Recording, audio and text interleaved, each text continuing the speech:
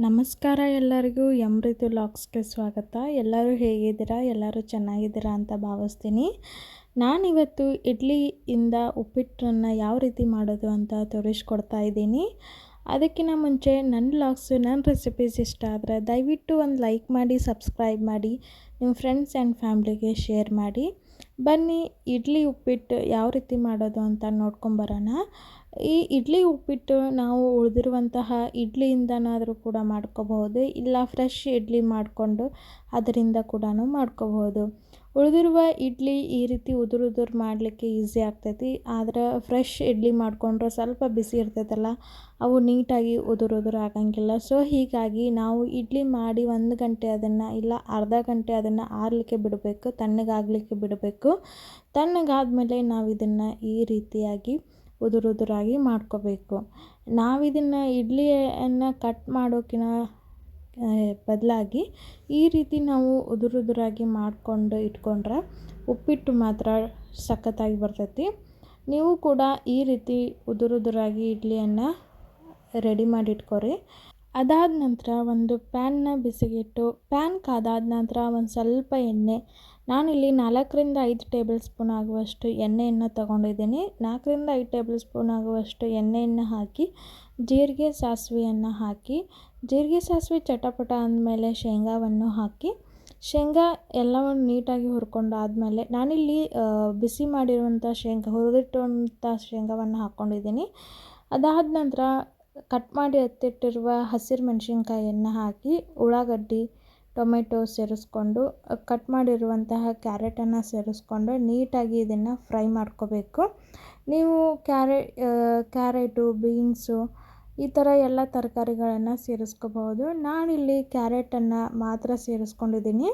ನಾನಿಲ್ಲಿ 2 ಈರುಳ್ಳಿ, 1 ಟೊಮೆಟೊ, ಅಂದರೆ ನಾನು ಆಮೇಲೆ ಒಂದು ಅರ್ಧ ನಿಂಬೆಹಣ್ಣನ್ನು ಹುಳಿ ಹಿಂಡ್ಕೋತೀನಲ್ಲ, ಸೊ ಹೀಗಾಗಿ 1 ಟೊಮೆಟೊ ಹಣ್ಣನ್ನು ಮಾತ್ರ ತೊಗೊಂಡಿದ್ದೀನಿ.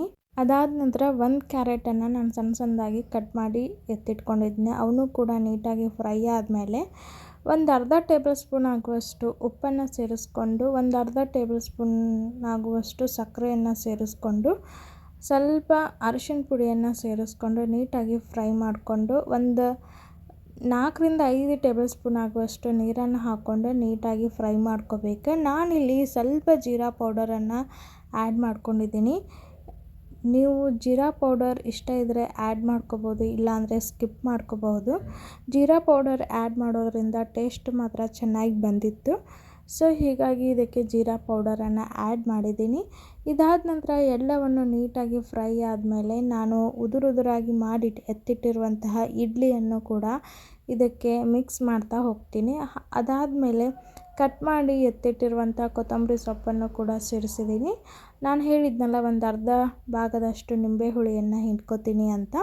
ಅದಾದಮೇಲೆ ನಿಂಬೆ ಹುಳಿಯನ್ನು ಕೂಡ ಸೇರಿಸ್ಕೊಂಡು ನೀಟಾಗಿ ಒಗ್ಗರಣೆಯೊಳಗೆ ಈ ಉದುರಾಗಿ ಮಾಡಿರುವಂತಹ ಇಡ್ಲಿಯನ್ನು ಸರಿಯಾಗಿ ಮಿಕ್ಸ್ ಮಾಡ್ತಾ ಹೋಗಬೇಕು. ಲೋ ಟು ಮೀಡಿಯಮ್ ಫ್ಲೇಮಲ್ಲಿ ಇಟ್ಕೊಂಡು ಇದನ್ನು ಸರಿಯಾಗಿ ಮಿಕ್ಸ್ ಮಾಡ್ತಾ ಹೋಗಬೇಕು. ಒಗ್ಗರಣೆಯೊಳಗೆ ಕ್ಯಾರೆಟ್ ಇಷ್ಟ ಇಲ್ಲ ಅಂತಂದರೂ ಕೂಡ ನೀವು ಸ್ಕಿಪ್ ಮಾಡ್ಕೋಬೋದು. ಬರೀ ಈರುಳ್ಳಿ, ಟೊಮೆಟೊ, ಮೆಣಸಿನ್ಕಾಯಿ ಹಾಕ್ಕೊಂಡು ಸಿಂಪಲ್ ಆಗಿರುವಂತಹ ಇಡ್ಲಿ ಉಪ್ಪಿಟ್ಟನ್ನು ಕೂಡ ಮಾಡ್ಕೋಬಹುದು. ಫೈನಲಿ ನೀವೇ ನೋಡ್ತಾ ಇರ್ಬೋದು, ಎಲ್ಲವನ್ನು ಮಿಕ್ಸ್ ಆದಮೇಲೆ ಯಾವ ರೀತಿ ಇಡ್ಲಿ ಉಪ್ಪಿಟ್ಟು ನಮಗೆ ರೆಡಿ ಆಗೈತಿ ಅಂತಂದು, ಎಷ್ಟು ಉದುರಾಗಿ ಬಂದೈತಿ ಅಂತ. ಅಷ್ಟು ಟೇಸ್ಟು ಕೂಡ ಚೆನ್ನಾಗಿ ಬಂದಿತ್ತು. ಜೀರಾ ಪೌಡರ್ ಆ್ಯಡ್ ಮಾಡಿದ್ನಲ್ಲ, ಮಸ್ತ್ ರುಚಿ ಬಂದಿತ್ತು, ಸಖತ್ತಾಗಿ ಬಂದಿತ್ತು.